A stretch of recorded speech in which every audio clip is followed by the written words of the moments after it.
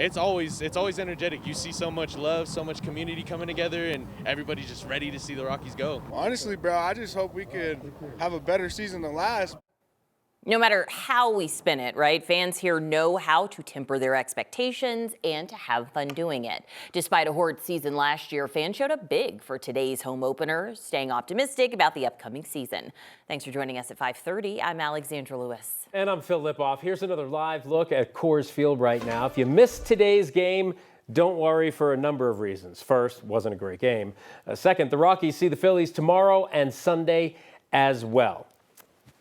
All right, let's check in with our Chris Bianchi, who was also there, taking in the wind and the sunshine. Just kind of depends on where you were at. Sad loss, but a beautiful day for a game. I know the wind was a little rougher for the two of you. You were in the shade and kind of getting that funnel, right? There's a little wind tunnel in there. We'll live, though. Yeah, you guys will live. I was basking in the sun. It was lovely. With the sun, it felt nice. But meantime, for us, that wind has backed off.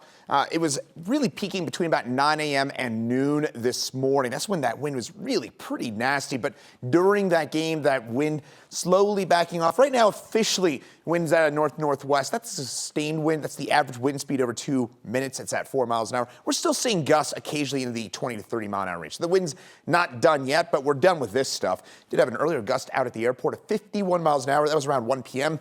Still seeing some 70-plus gusts. We saw some 70-plus gusts at Rocky Flats and in Virginia Dale. That's in far northern Colorado there in Virginia Dale.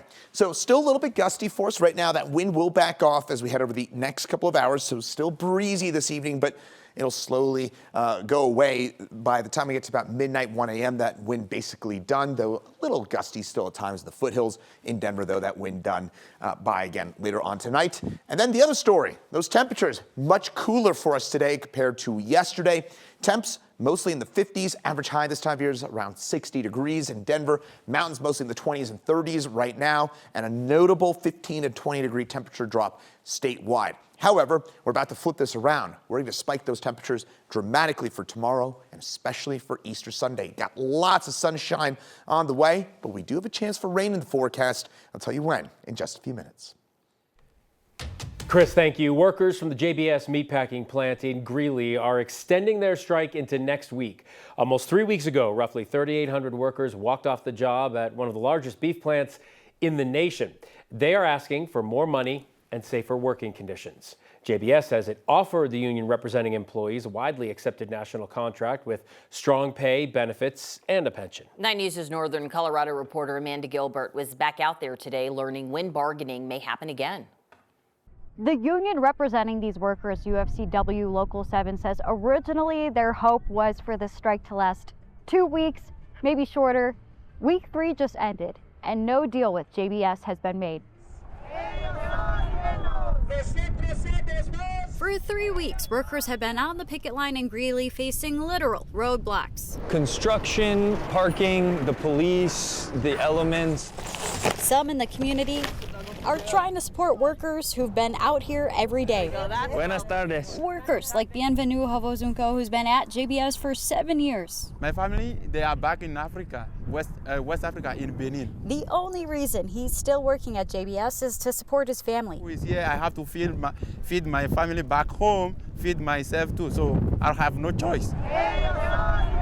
After months of a contract dispute, workers say they're striking for better pay, especially with costs rising. Right now, everything is expensive. Dealing with Colorado's changing weather isn't easy. If we don't get what we want, we're still here.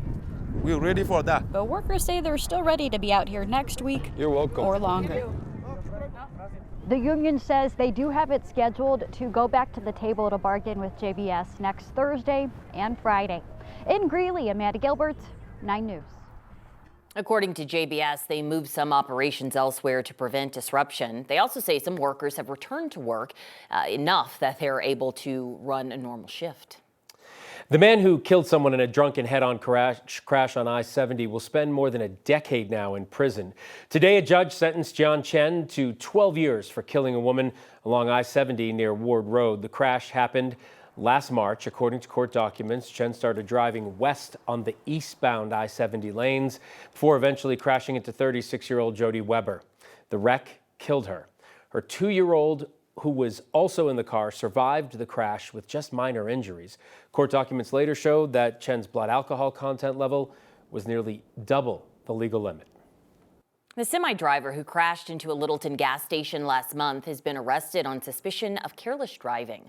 Littleton police released those details earlier today. The wreck happened on March 10th. Police say a semi-driver heading south down Santa Fe lost control and crashed into another car before slamming into the Quick Trip on Bellevue Avenue. The driver claimed his truck's brakes gave out, leading to the crash. However, Littleton PD says the investigation found nothing mechanically wrong with the semi.